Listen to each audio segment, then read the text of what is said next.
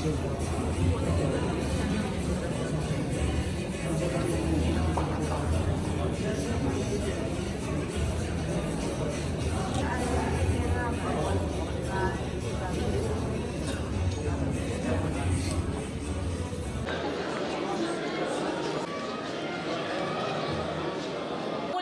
بەخێر بێن لایەنە سیاسیەکان بەرەی پشتیوانی نوێنەرایەتی ڕۆژئاوای کوردستان هاوڵاتیانی ڕۆژئاوای کوردستان ئەوانەی کە لێرە ئامادەن هەموو لایەکتان بەخێر بێن سەر و سەرچاومان. ئازیزان، ئێستاش دەستپێکی مەراسیمەکەمان بە دەقیقەیەک وەستان بۆ گیانی پاکی شەهیدان دەست پێ دەکەین.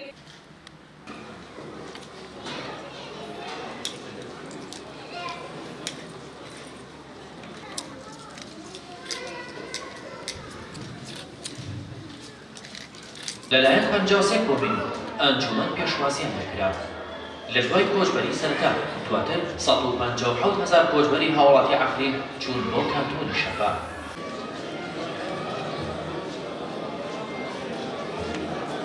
ساڵە 2018 20 مەها چلەدا دەولەتە ترک و چەتەین گرێدای وێ بە ئالیکاریە ناتۆ و بێدەنگیە هێزێ ناودەولەتی بە 73 باڵافرên شەر ترکی ێریشی عەفرینێ کرد. گەلێ عەفرینێ لە هەمبەری vê بێدەنگ نەما تەڤلێ شەڕێ خۆپاراستنێ بوون. هەروەها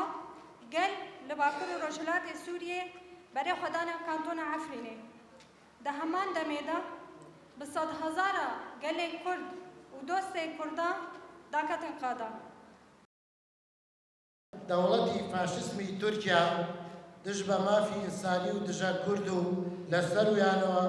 ئاکپارتی و ئەردۆغان هەرزوو کەوتنە دژایەتی دەستکەوتەکانتریش پەلامەردانی سنوورەکانی ڕۆژئاوا لەگەڵ باکووری کوردستان ڕۆژێک بۆردمانکردنی سنوورەکان و ڕۆژێک بەهاندانی گروپە تیرۆریستەکان دە هەر شەرەکیدا و دە هەر داگیرکەرێکیرە یعنی ئێگی هەری زەرەری مەزتن دخوا ئەوە ژنن و زارۆکن ji ber çi bingeha civakê li ser jin û zaroka ava dibe ji ber pêşeroja me zarokê me ye û êgo vê pêşerojê ava dikin jî ew jî jin e yani berxwedana Efrînê zêdeyî 58 roja berdewam kir bê em dibêjin berxwedana gel bû û serpiriştiya kê serpiriştiya yê pejê bû jinên Kurd û jinên her çarperçê Kurdistanê peşdarî li wê berxwedanê bûn. Yani wê berxwedanê dinya birastî bû sembolek ji bona gelê Kurd jî û ji bona cîhanê jî tevayî jî. Ji ber vê yekê ême em di wê pêşerojê de jina Kurd bi serpiriştiya jinan jinên gel twanin gelek bêngavê giring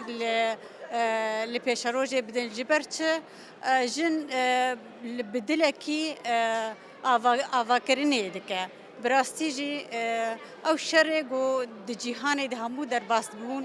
bi serpiriştiya mêr bû. Lê jin dikane bi rengê aşîtî û bi wekhevî û bi rengekî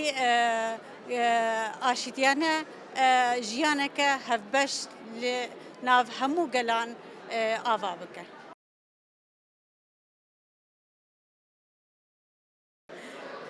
ئەمن وەکو ژنێکی ڕۆژهەڵات کە خۆم لە نەفەرەکانە سەفەربەریەکانە کە بۆ ڕۆژاوای کوردستان نەچوان ئەو کاتە کە ئێمە چوین بۆ ڕۆژاوا وەکو قەڵخانێک چوین وەکو پاڵپشتێک بۆ گەلی عەفرین چوین چون پیلانێک و داگیرکاری کرد کە لەسەر عەفرین بوو هەستمان پێ کرد کە ئەو داگیرکاریە بە دەستی زلهێزانی وەکو رووسیا و تورکیا کە ئەیانویست لە بواری جغرافیایی و لە بواری ئەوە کە ئەفرینیان بە کانگایکی ئازادی ئەبێنی چۆن گەلی ئەفرین زۆر بەهێز بوون گەلی ئەفرین چە لە ژن و چە لە گەلەکەی خۆیانیان بەڕێوە ئەبرد ئێمە وەکو سیستمێکی خۆبەڕێبەری و سیستمێکی ئازادی و کانگایکی ئازادی لە ئەفرینە چاوکەکەی باشتر بووە لە بواری جغرافیاییشە کە لە حەز دارە زەیتونەکان یانە کشت و کاڵیانە ئەفرین زۆر زەنگین و دەوڵەمەنیش بوو بەخاتر ئەوە هێرش و داگیرکاری کرد سەر ئەفرین شەروانان هێزیان لەگەلی ئەفرین ئەگرت هێزیان لەو دایکانە ئەگرت کە خواردنەکەیان دوورسەکرد ئەچوان من وەکو ژنێکی خەڵکی ئەفرین شەو لە ماڵەکەیان بووین چەند کەسێک چوینە هەواڵی یوسرا ڕەجەب بوو کە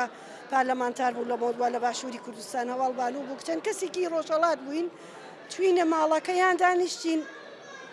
وتم هەواڵ حسرەت ئێمە چی بکەین فڕۆکە لێ ئەدا وتی ئێمە بە هێزی خۆمان ترس نەما لە دڵمانە وەکو خۆمان گیانمان پێشکەش ئاو و خاک و وڵاتمانەکەین هەتاکو شەروانان بەرخۆدانکەن ئێمەش هەین ئێمەش لە شەروانانمان زیاتر نین نەخۆمان نەماڵمان نەمناڵمان ئێمە دانیشتوین لە گۆشەیەکی لە لایکی ئەفرین بوون لەو لاو لێدا کاتێک تۆ ئەدی ئێمە تەعزیەکانیانە چوین ئەوان هێزیانەدا بە ئێمە کاتچوین بەوێ هێز و ئێرادێک بین بۆ ئەوان بەڵام ژنی ئەفرین هێزیانەدا بە ئێمە لە حاڵێکە ئەزیزانیان شەهید بوو کەسیان لێ شەهید بوو و کاتێک من خۆم چوین بۆ خەستەخانەکە لەوێ خوێنمانەدا بۆ شەروانان بۆ گەلی ئەفرین بۆ خەڵکی سڤیل بۆ مناڵی 5 ساڵە تا 7 ساڵە هەر مناڵەکان قەتڵ و ئامەوان ئەچوین کە خوێن بین خوێنیان پێ ببەخشین دایکەکان هەمویان سەرەیان گردو کاتێ فڕۆکەکە هات بانگیانەکرد کە بڕن بۆ ژێر زەوینەکە خوێن مەدەن بڕۆن بەڵام خەڵکەکە نا پاراستنی خۆیانیان لە بیرەوە چووە ئەوە بەهێز بوون بازم ئەو بەرەی شەڕیان بەجێ ناهێشت یعنی ئەو بەرخۆدانە کە لە ئەفرین بوو لە هەر چوار پارچەی کوردستان بوو فقط شەڕ لەسەر ئەفرین نەبوو شەڕ لەسەر گەلی کووردە ئێمەی وەکو گەلی کورد هەتواکو هێز و ئرادێکمان ماوێ ئەو بەرخۆدانەی ئەو شەهیدانە و ڕێ و ڕێبازی ئەو شەهیدانە کەسێکی وەکو ئاوستا خاپور ئێمە ئەو بەرخۆدانە لە بەرچاومانە و وینی ناکەین و تێکۆشانیان بەردەوامەکەین بە هیوای ڕۆژێک کە ئەفرین و ئەفرینەکانی تر نەبن بە تۆمەی نەیارانی کورد و سیستمی سەرمایەداری و دەسەڵاتخوازی حکومڕانانێک زلهێز کە دژ بە نەتەوەی کورد و دژ بە ژنی کوردن کە ئیسە ژنی کورد لە ڕۆژهەڵاتی کوردستانیش بەرخۆدانی ئەفرینی کردە بە هێز بەخۆی بە ژنژیان ئازادی تێکۆشانەکەن بۆ ئازادی ئێمەی ژن شانازیەکەین کە مامۆستایك وەکو ڕێبەر ئاف و هێزی داوا پێمان کە تێکۆشانکەین و کانگای ئازادی بین بۆ ئازادی گەلی کورد سەرکەوتن بۆ گەلی کورد